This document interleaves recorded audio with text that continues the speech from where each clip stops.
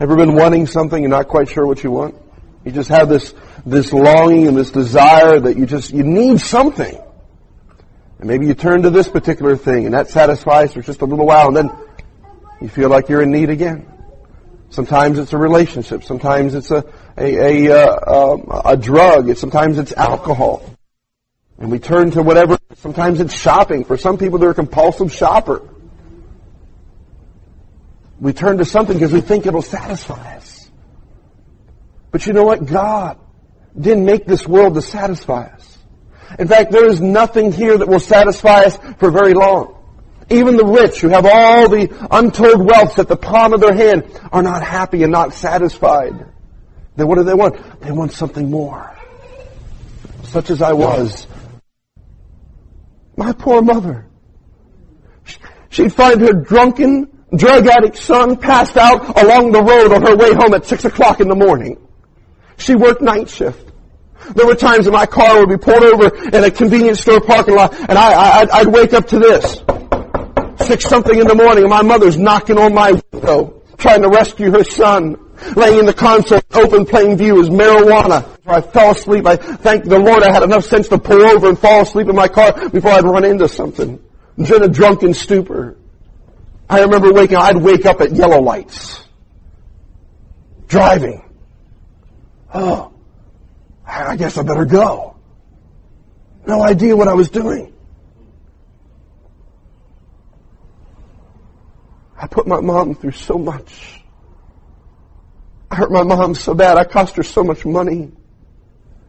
Thousands upon thousands upon thousands of dollars because of the stupid things that I did.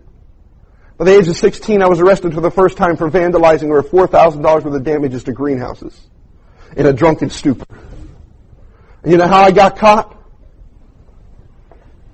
If you see this scar on my hand, in the middle of trashing this greenhouse, I accidentally stuck myself with a knife. I was so drunk. And I left blood behind on the scene. And I used to work for the guy's greenhouses that I trashed. And the police showed up at my house. And I had the wound. All they would have to do is do a blood test and they had me. I knew I couldn't get away with it. Thousands of dollars of damage that my mom had to pay for because I didn't have any money.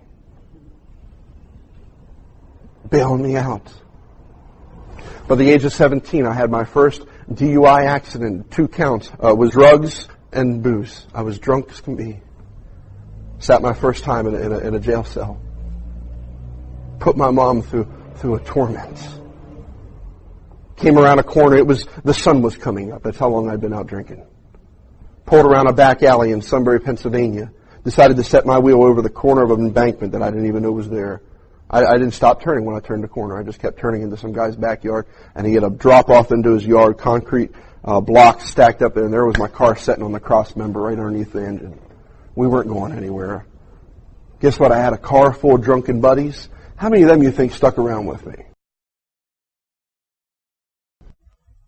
I believed in the Lord Jesus Christ. I believed that He was the Son of God. I believed that He could save me. I knew that there was a work of grace that saved the soul, changed them, but yet I didn't get saved. I'd be on my bed every night and I'd cry out to God, God, forgive me, save me, change me.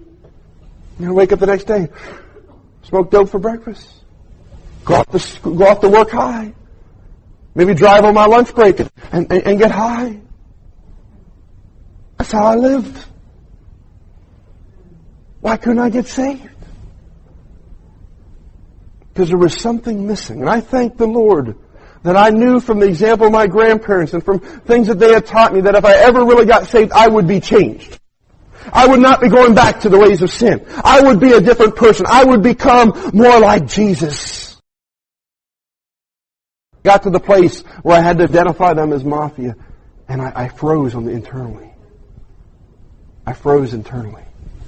And I looked up to heaven. Does joy flood your soul because you know Jesus has saved you? Are you clear tonight? Today can be the beginning of a brand new life. Everything and in every place and everything in your life, you're clear with God tonight. Praise His wonderful name.